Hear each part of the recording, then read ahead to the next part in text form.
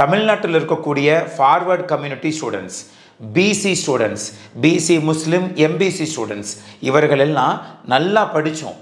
இந்தியாவில் இருக்கக்கூடிய central government conduct பண்ணக்கூடிய பெரிய பெரிய என்ட்ரன்ஸ் எக்ஸாம் எழுதியும் டாப் மோஸ்ட் சென்ட்ரல் கவர்மெண்ட் காலேஜுக்கு போக முடியாத ஒரு சூழல் நிலவுகிறது.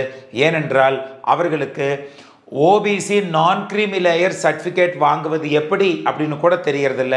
இடபிள்யூஎஸ் ஃபார்வர்டு கம்யூனிட்டி மாணவர்களும் எப்படி வாங்குவது என்று தெரியறதில்லை.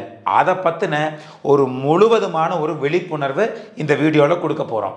நிறைய பேர் இந்த சர்டிஃபிகேட்டை சரியான டைமில் வாங்காமல் அவர்களே இந்த சர்டிஃபிகேட் வாங்குறதுக்கு நாங்கள் எலிஜிபிலிட்டி இல்லைன்னு தப்பாக புரிஞ்சுக்கிட்டு நிறைய பேர் வாங்காமல் விட்டுறதுனால ஓபிசி நான் கிரீமி லேயரில் கிடைக்கக்கூடிய 27% ரிசர்வேஷனை இழக்கிறாங்க.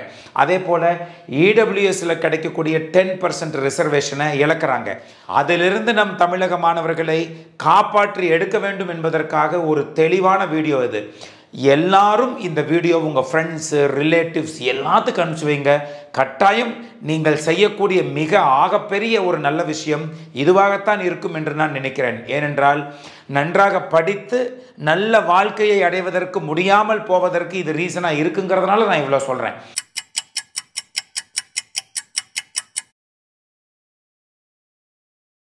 Ashwin, career guidance expert. OBC non creamy layer EWS அப்படிங்கிறது தெளிவாக தெரிஞ்சுக்கோங்க. ஓபிசி நான் கிரீமி லேயருங்கிறது இன்கம்மை மட்டுமே அடிப்படையாக வச்சுக்கிட்டு உங்களுக்கு இந்த சர்டிஃபிகேட்டை கொடுப்பாங்க. இடபிள்யூஎஸ் என்பது இன்கம் மட்டுமல்ல, அசட் உங்களுடைய சொத்து மதிப்பையும் சேர்த்து வைத்துக்கொண்டு உங்களுக்கு இந்த இடபிள்யூஎஸ் சர்டிஃபிகேட்டை கொடுப்பாங்க. அப்போது ரெண்டு இடத்துலையும் காமனாக இருக்கக்கூடிய விஷயம் என்ன அப்படின்னு பார்த்துக்கலாம். Family income. ஃபேமிலி இன்கம்னா அப்பா அம்மா ரெண்டு பேரும் சேர்ந்தது. Family income should be less than 8 lakhs per annum. ஒரு வருடத்திற்கு 8 லட்சத்துக்கு கீழே உங்களது குடும்ப வருமானம் இருக்கும் பட்சத்தில் உங்களுக்கு OBC non creamy layer certificate கொடுக்கப்படும். அதே போல் இடபிள்யூஎஸை பொறுத்த வரைக்கும் அதே தான். ஃபேமிலி இன்கம் 8 லட்சத்துக்கு கீழே இருந்தால் உங்களுக்கு இடபிள்யூஎஸ் கொடுக்கப்படும். ஆனால் இந்த கிரைட்டீரியா மட்டுமல்ல, இதுவும் சேர்ந்தது தான் இடபிள்யூஎஸ். அப்படின்னா என்ன அர்த்தம்னா, நல்லா கேட்டுக்கோங்க. ஓபிசி நான் கிரீமி லேயரில் family income 8 lakhs and above இருந்தால் கொடுக்க மாட்டாங்க. ஆனால் அந்த 8 lakhs எப்படி கணக்கிடுவாங்க தெரியுமா? சேலரி மூலமாக வரக்கூடிய வருமானத்தை கணக்கில் எடுத்துக்க மாட்டாங்க. சார், நான் ஒரு கவர்மெண்ட் ஸ்கூலில் பிரின்சிபலாக இருக்கிறேன், எனக்கு மாதம் 2 லட்சம் ரூபா சம்பளம் வருது சார். என் ஒய்ஃபு இன்னொரு கவர்மெண்ட் ஸ்கூலில் டீச்சராக இருக்கிறாங்க, அவங்களுக்கு 1 லட்சம் ரூபா சம்பளம் வருது. எங்கள் வீட்டுக்கு நாங்கள் மாதம் 3 லட்சம் ரூபா சம்பளத்தை எடுத்துகிட்டு வர்றோம் சார். வருஷத்துக்கு 36 லட்சம் ரூபா நாங்கள் சம்பாதிக்கிறோம். எங்களுக்கு OBC non creamy layer வராதில்லை sir, 8 லட்சத்துக்கு மேலே தான் எங்கள் வருமானம் இருக்கே அப்படின்னு நீங்கள் கேட்டால் உங்களுக்கு ஓபிசி நான் கிரீமி லேயர் வரும். You are eligible. ஏனென்றால் சேலரி மூலமாக, அதாவது ஊதியத்தின் மூலமாக வரக்கூடிய வருமானத்தை கணக்கில் எடுத்துக்கொள்ள தேவையில்லை அப்படிங்கிறது தான் ஓபிசி நான் கிரீமி லேயருக்கான ரூல். அது இந்தியா முழுக்கம் இதுதான் ரூல், ரைட்டுங்களா? அதே போல் சார், எங்கள் அப்பா விவசாயம் செய்கிறாரு சார், வருஷத்துக்கு 10 கோடி ரூபாய் சம்பாதிக்கிறாரு அக்ரிகல்ச்சரில். இருந்தாலும் நீங்கள் ஓபிசி நான் கிரீமி லேயருக்கு எலிஜிபிள். ஏனென்றால் அக்ரிகல்ச்சர் மூலமாக வரக்கூடிய வருமானத்தையும் கணக்கில் எடுத்துக்கொள்ளக்கூடாதுன்னு ரூல் இருக்குது. அப்போது உங்களோட வீட்டு வருமானம் 8 லட்சத்திற்கு மேல் இருந்தாலும் நீங்கள் அது சேலரி மூலமாக வருகிறது, அக்ரிகல்ச்சர் மூலமாகத்தான் வருகிறது என்றால் நீங்கள் ஓபிசி நான் கிரீமி லேயர் எடுத்துக்கலாம். அப்போது சுருக்கமாக சொல்லுங்கள் சார், அப்போ யாருக்கு தான் அது கிடைக்காது? நீங்கள் பிஸ்னஸ் மூலமாக வருடத்திற்கு 8 லட்சத்திற்கு மேல் லாபம் வருவதாக காண்பித்து அதுக்கு நீங்கள் இன்கம் டேக்ஸ் கட்டியிருந்தீங்கன்னா நீங்கள் இன்எலிஜிபிள். உங்களால் OBC non creamy layer certificate வாங்க முடியாது. அது மட்டும் இல்லாமல் இது யாருக்கு கொடுக்க மாட்டாங்க அப்படின்னா, டாப் மோஸ்ட் கேடரில் கவர்மெண்ட்டில் ஒர்க் பண்ணுறவங்க, செக்ரட்டரியாக ஒர்க் பண்ணுறவங்க, அதாவது ஐஏஎஸ் ஆஃபீஸர்ஸுக்கு, ஐஇஎஸ் ஆஃபீஸர்ஸுக்கு, தாசில்தாருக்கு, இவர்களுக்கெல்லாம் கொடுக்க மாட்டாங்க. நிறைய பேர் சார், நான் கவர்மெண்ட் ஸ்கூலில் தான் ஒர்க் பண்ணுறேன் சார், எங்களை கிளாஸ் 1 ஆஃபீஸர் தான் வச்சுருக்கிறாங்கன்னு, அவர்களுக்கெல்லாம் இது பொருந்தாது. அப்போது சிம்பிளாக தெரிஞ்சுக்கோங்க, ஓபிசி நான் கிரீமி லேயர் அப்படிங்கிறது இவ்வளவுதான். ஸோ இந்த சிச்சுவேஷனை ஞாபகம் வச்சுக்கோங்க. இவர்கள் எல்லாம் OBC non creamy layer certificate வாங்குறதுக்கு எலிஜிபிள். சரி, இப்போ அப்படியே எக்கனாமிக்கலி வீக்கர் செக்ஷன் இடபிள்யூஎஸை பார்ப்போம். இங்கே சேலரி மூலமாக வரக்கூடிய வருமானத்தையும் அக்ரிகல்ச்சர் மூலமாக வரக்கூடிய வருமானத்தையும் கணக்கில் எடுத்துக்கொள்ளக்கூடாதுன்னு சொல்லிட்டான். ஆனால் இடபிள்யூஎஸில் கணக்கில் எடுத்துக்கொள்ளப்படும். உங்கள் குடும்ப வருமானம் 8 லட்சத்துக்கு மேலே எப்படி வந்தாலும் உங்களுக்கு இடபிள்யூஎஸ் கிடைக்காது. அவ்வளோதான் சார். நான் சேலரி மூலமாக தான் சார் 8 லட்சத்துக்கு மேலே வாங்குறேன். நோ. இடபிள்யூஎஸை பொறுத்த வரைக்கும் குடும்ப வருமானம் 8 லட்சத்தை தாண்டக்கூடாது. அது எந்த வழியில் வந்தாலும் அது கணக்கில் எடுத்துக்குவோம். அவ்வளோதான். ஸோ இதுக்கு ரெண்டுக்கு இருக்கக்கூடிய டிஃப்ரென்ஸ் இதுதான். அது மட்டுமல்ல, இடபிள்யூஎஸுக்கு உங்களோட அசட்டையும் பார்ப்பாங்க. உங்களுடைய சொத்து எப்படின்னு பாருங்கள். அக்ரிகல்ச்சரல் லேண்டு அப்படின்னு உங்களுக்கு இருந்தால் அது 5 ஏக்கருக்கும் குறைவாக இருக்க வேண்டும் அப்படிங்கிறதான் ரூல். 5 ஏக்கருக்கு கீழே இருக்கணும். சார் 4.99 இருக்குது, you are eligible for EWS. Sir 5 acre இருக்குது sir, no, you are ineligible to take EWS. அவ்வளோதான். இட் இஸ் ஈக்குவல் டுன்னு கொடுக்கல. 5 ஏக்கருக்கும் குறைவாக இருக்க வேண்டும், 5 ஏக்கர் மற்றும் அதற்கு குறைவாக இருக்க வேண்டும் என்று சொல்லவில்லை. அதனால் 5 ஏக்கருக்கு குறைவாக இருந்தால் இடபிள்யூஎஸ் நீங்கள் வாங்கிக்கலாம். அது மட்டும் இல்லாமல், சரி சார் எனக்கு 8 லட்சம் சம்பளமும் இல்லை, அக்ரிகல்ச்சர் லேண்டு 2 ஏக்கராக தான் இருக்குது, கொடுத்துருவானா? கொடுக்க மாட்டான். மூணாவது பாருங்கள், ரெசிடென்சியல் ஃப்ளாட்டு. நீங்கள் வந்து ஒரு ஃப்ளாட்டில் தங்கியிருக்கிறீங்க. ஃப்ளாட்னா என்ன? ஒரு 5 சென்ட் தான் இருக்கும், அதில் 10 வீடு கட்டி விட்டுருப்பாங்க. அதுக்கு பேர் தான் ஃப்ளாட்டு.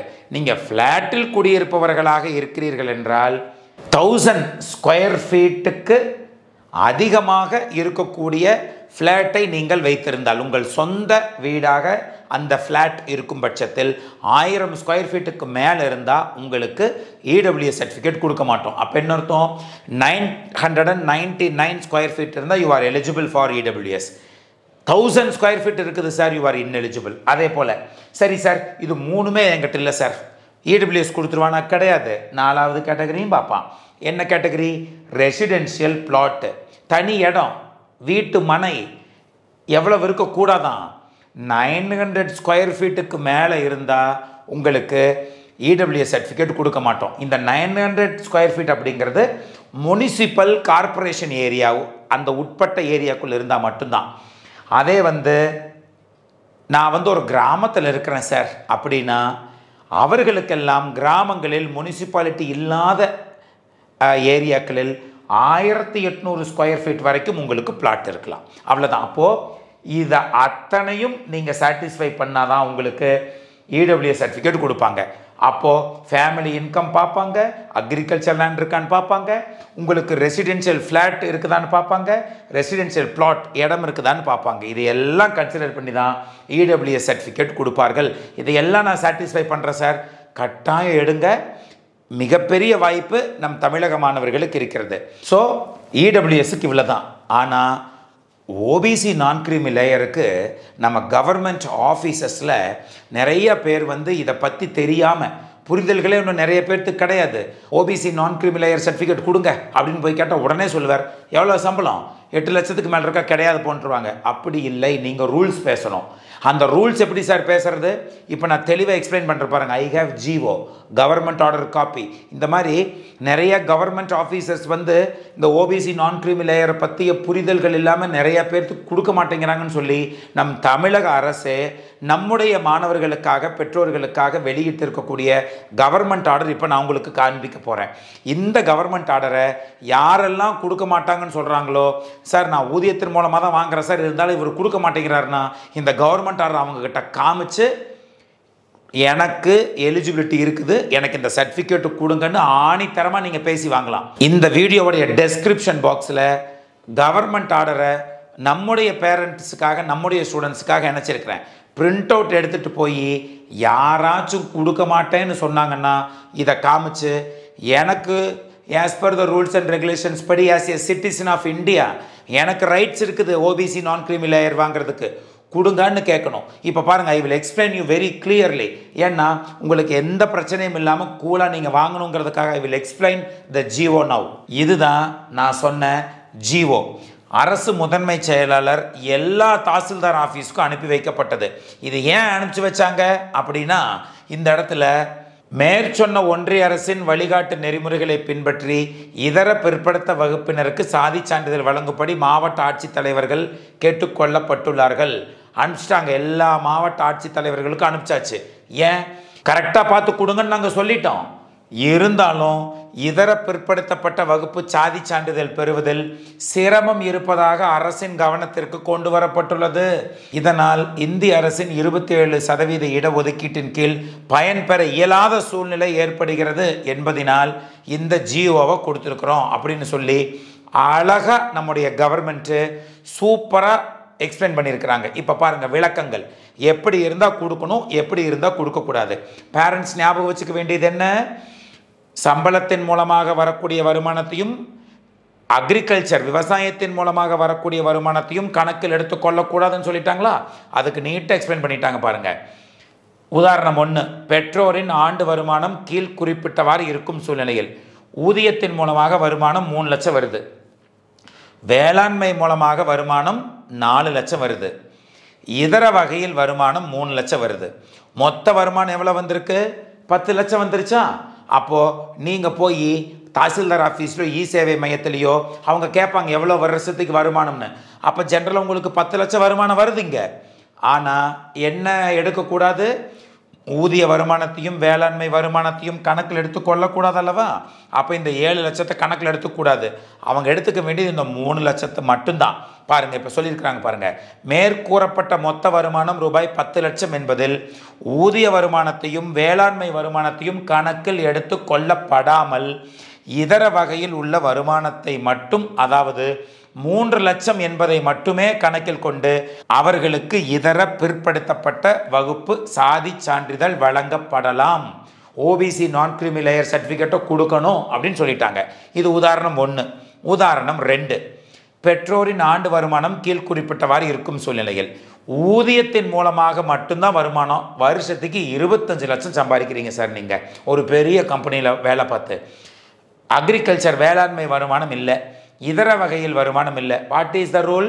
ஊதியத்தின் மூலமாக வரக்கூடிய வருமானத்தை கணக்கில் எடுத்துக்கொள்ளக்கூடாதுன்னு ரூல். இப்போ பாருங்கள், மேற்கூறியதில் ஊதிய வருமானம் மட்டுமே உள்ளது.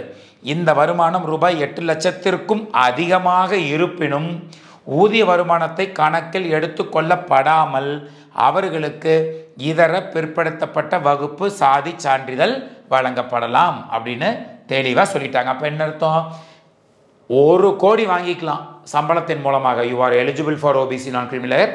இது தமிழ்நாடு கவர்மெண்ட் கொடுத்தது. இது யாரும் இல்லைன்னு மறுக்க முடியாது.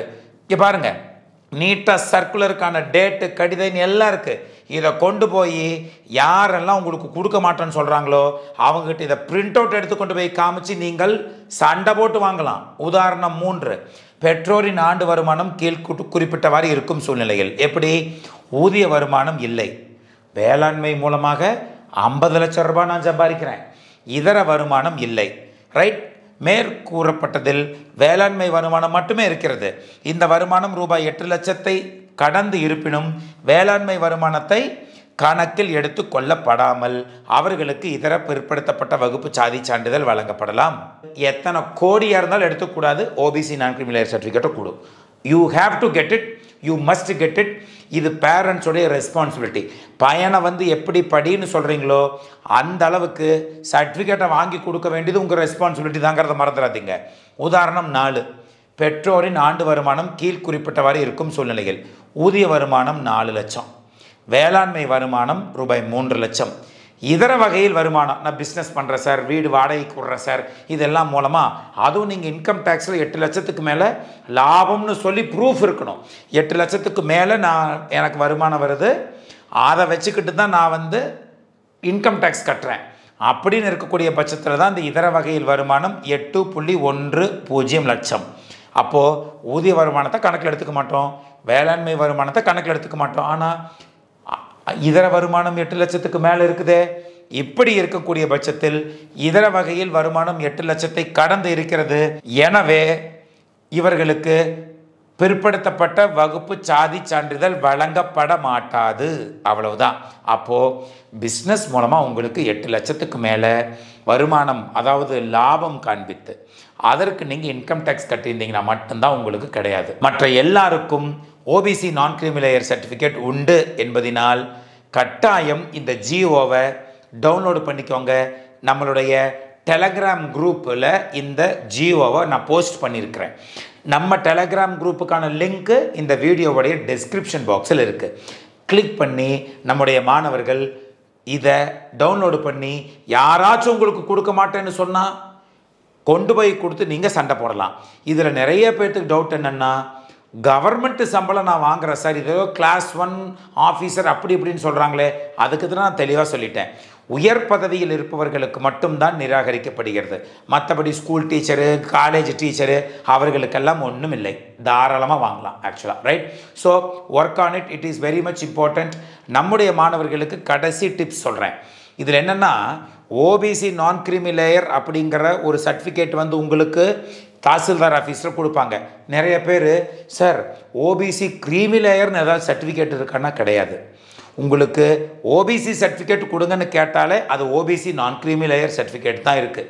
there is no format for OBC creamy layerங்கிற ஃபார்மேட்டே கிடையாது இந்தியன் கவர்மெண்ட்டில். ஸோ நீங்கள் உங்கள் கையில் ஓபிசி சர்டிஃபிகேட் வாங்கிட்டீங்கன்னா அது நான் கிரீமி லேயர் சர்டிஃபிகேட் தான். அதனால் நீங்கள் ஒரு பண்ணாதீங்க.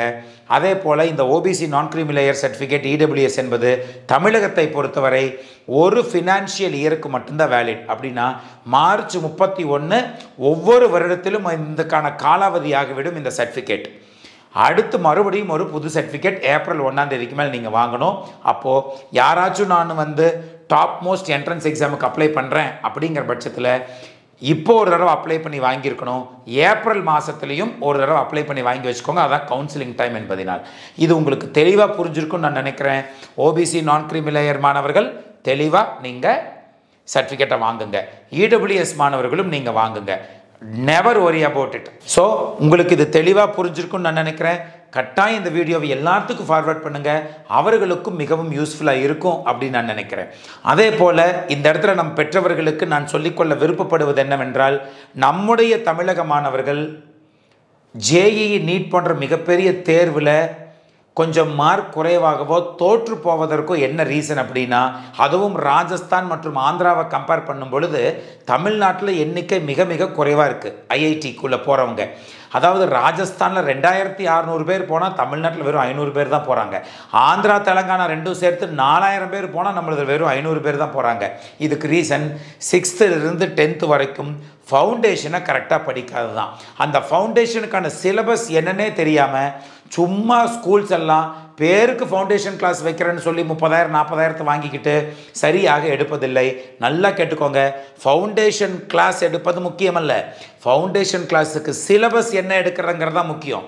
நம்முடைய ராம்ஜி அகாடமியில், அதாவது RAMJEE ராம்ஜி அகாடமியில் ஃபவுண்டேஷன் கிளாஸுக்கான சிலபஸ் இதுதான். இதை விட யாரும் சூப்பராக ஃப்ரேம் பண்ண முடியாத அளவுக்கு ஐஐடி ஃபேக்கல்ட்டிஸ், ஈவன் நானும் NITயில் படித்தவன் என்பதால் அதுக்கான ஒரு இன்புட் எடுத்துக்கிட்டு பெரிய பெரிய ப்ரொஃபஸரை வச்சு பெரிய பெரிய கோச்சிங் சென்டருடைய சிலபஸ் எல்லாம் எடுத்து வச்சு நாம் ஒரு சூப்பரான ஸ்ட்ராங்கான சிலபஸை நம் தமிழக மாணவர்களுக்கு ஏற்றாற்போல், அது ஸ்டேட் போர்டாக இருந்தாலும் சரி, சிபிஎஸ்சியாக இருந்தாலும் சரி, ஐசிஎஸ்சியாக இருந்தாலும் சரி, எல்லாத்துக்கும் ஏற்றாற்போல் ஃப்ரேம் பண்ணியிருக்கிறோம். அப்படின்னா நான் 6th படிக்கிறேன் சார் அப்படின்னா நாம் வச்சுருக்கக்கூடிய சிலபஸை நீங்கள் தெளிவாக முடிச்சிருந்தீங்கன்னா தான் நீங்கள் 6th தெளிவாக முடிச்சிருக்கிறீங்கன்னு அர்த்தம். நம்ம ஸ்கூலில் 6th to 9th வரைக்கும் ஒன்றும் கண்டுக்கிறது இல்லை. 10th போர்டு எக்ஸாமுக்கு மட்டும்தான் ப்ரிப்பரேஷன் பண்ண வைக்கிறாங்க. அவர்கள் எல்லாம் ஜேஇ நீட் போன்ற தேர்வில் ஜெயிக்க முடியாது.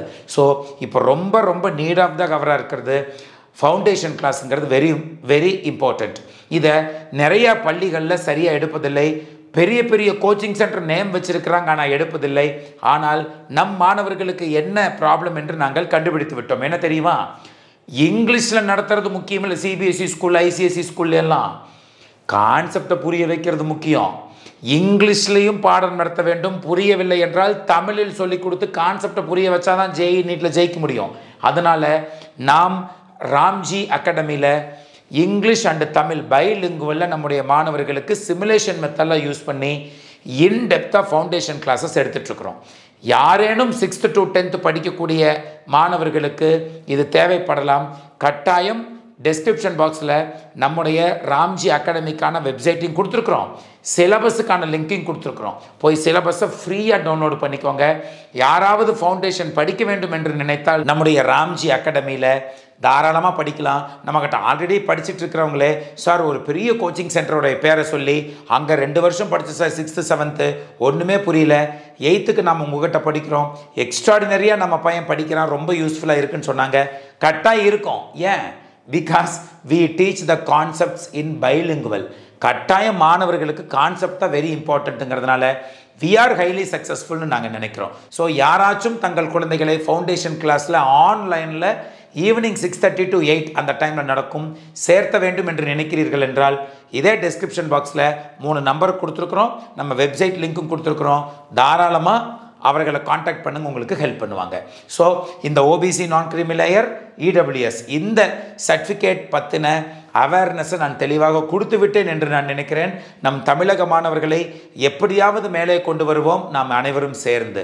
கட்டாயம் இந்த வீடியோ எல்லாத்துக்கும் ஃபார்வர்ட் பண்ணுங்கள். நெக்ஸ்ட் வீடியோவில் மறுபடியும் ஒரு முக்கியமான ஒரு வீடியோவோடு உங்களை வந்து நான் சந்திக்கிறேன். Until then, it's bye from Ashwin.